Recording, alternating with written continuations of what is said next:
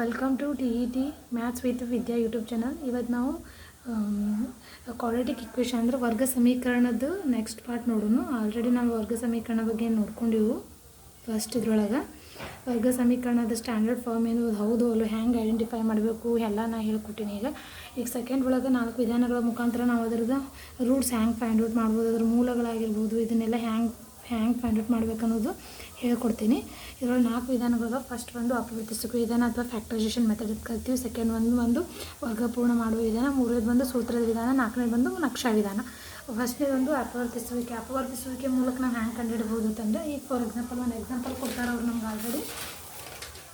ಹೌದಾ, ಒಂದು ಎಕ್ಸಾಂಪಲ್ ಕೊಡ್ತಾರೆ. ಏನು x² ಮೈನಸ್ 8x ಮೈನಸ್ 20 = 0. ಇದನ್ನು ಫ್ಯಾಕ್ಟರೈಸೇಷನ್ ಮುಖಾಂತರ ಕಂಡುಹಿಡಿಬೋದು. ಹೆಂಗಂದ್ರೆ ಇವೆರಡು ಮಲ್ಟಿಪ್ಲೈ ಮಾಡಿ 20 × x² = 20x².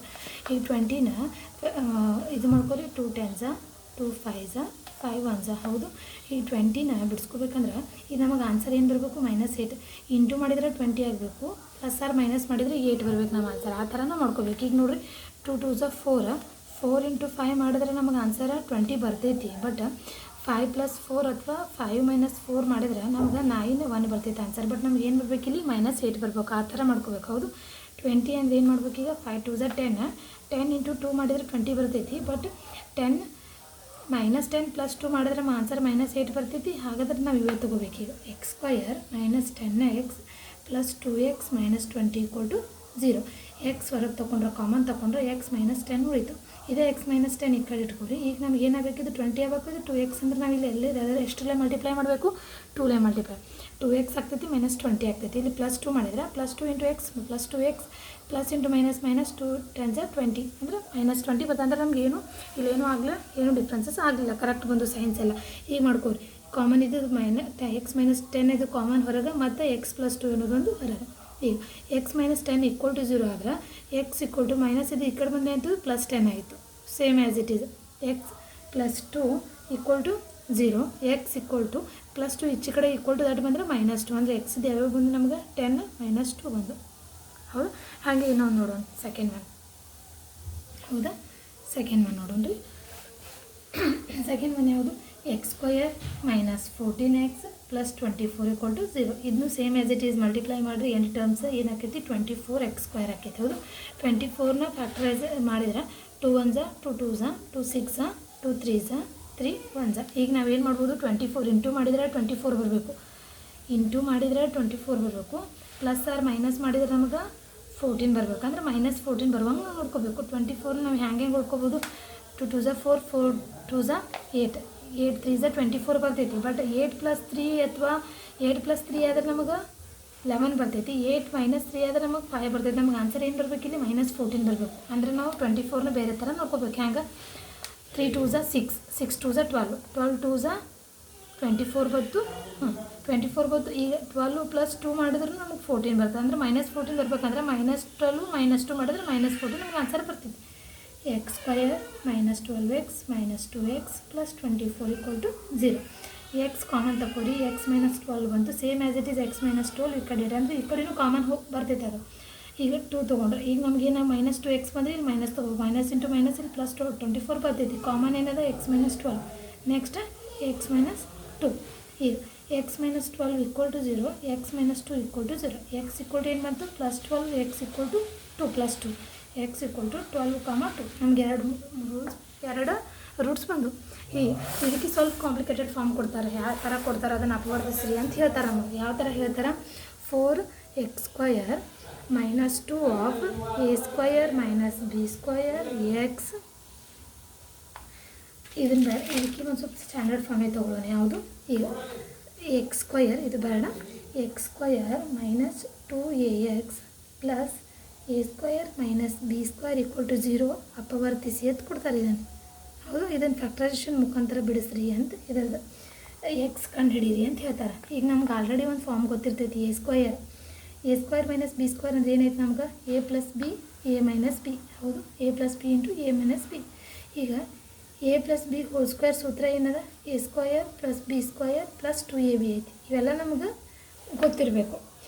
ಈಗ ನಮಗೇನಾಗಬೇಕು, ಇದು ಇವೆರಡು ಮಲ್ಟಿಪ್ಲೈ ಆದರೆ ಇದು ಹಾಕಿದ್ದು -2 ಬರುವಾಗ ಇಲ್ಲಿ ನಾವು ಇಲ್ಲಿ ಏನು ಅಡ್ಜಸ್ಟ್ಮೆಂಟ್ ಮಾಡ್ಕೋಬೇಕಂದ್ರೆ ಏನೂ ಡಿಫ್ರೆನ್ಸಸ್ ಆಗಬಾರ್ದು, ಅಂದ್ರೆ ಆ ಥರ ಅಡ್ಜಸ್ಟ್ ಮಾಡ್ಕೋಬೇಕು.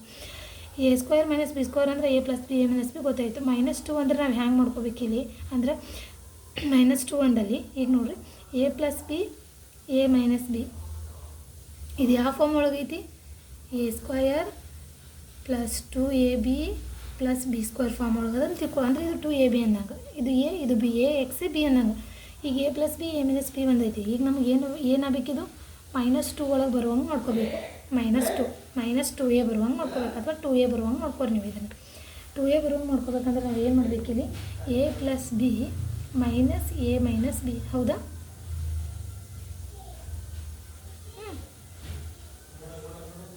-a + b ಇಲ್ಲಿ +a - b ಹೌದಾ.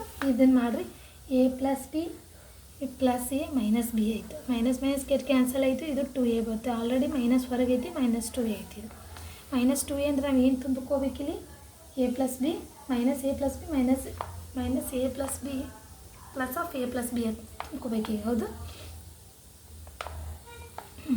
-2a ಎಂದಲ್ಲಿ ಇದನ್ನು ತುಂಬ್ಕೋಬೇಕು ನೋಡಿರಿ. x² - 2a ಎಂದಲ್ಲಿ ಏನು ತುಂಬ್ಕೋಬೇಕು ನಾನು ಈಗ a + b + a - b x + a + b a - b = 0.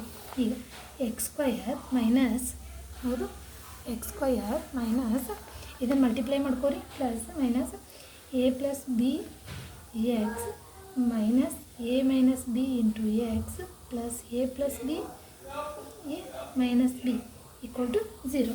ಈಗ x ಕಾಮನ್ ತಗೊಂಡ್ರೆ x ಮೈನಸ್ ಇದ್ರಾಗ ಏನು ಕಾಮನ್ ಬರ್ತೈತೆ ನಾವು ಚಿಕ್ಕ ನೋಡ್ಕೊಂಡ್ರೆ a + b ಒಂದು ಕಾಮನ್ ಬರ್ತೈತಿ ಹೌದಾ. ಈ x ಇಲ್ಲಿ ಕೂಡ ಆಲ್ರೆಡಿ ತೊಗೊಂಡಿವಿ. x ಇಲ್ಲಿ ಹೊರಗೆ ಐತಿ, x² x ಉಳಿತು.